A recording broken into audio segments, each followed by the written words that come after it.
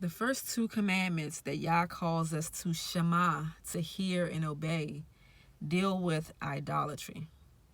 Not having any other idol or power as our source outside of Him.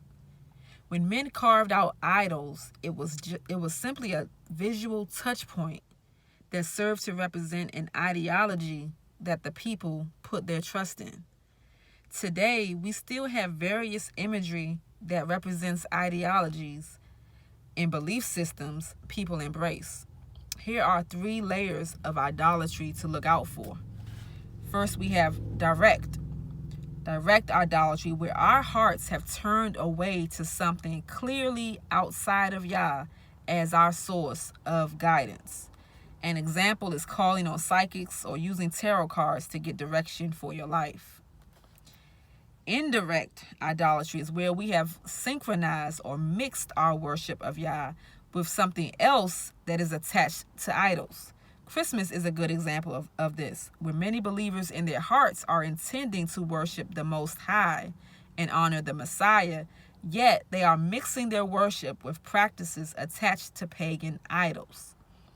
And then we have self-idolatry, the primary idol that sets itself up in the face of Yah is our own heart.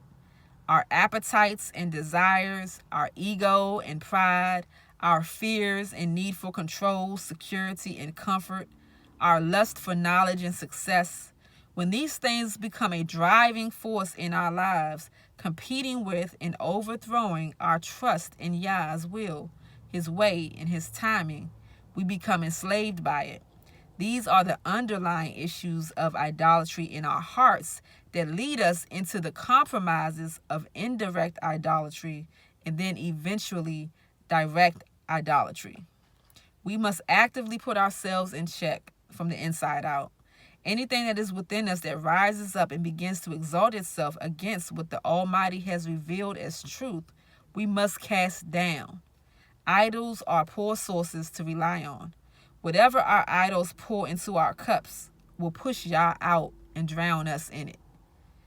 Fidelity to Yah is freedom from idolatry. Infidelity is spiritual adultery. Hallelujah. Do you love Yah enough to separate yourself from every unclean thing? And what steps are you willing to take to tear down the high places that have exalted itself against the truth, the knowledge of Yah in your life? Shalom, shalom.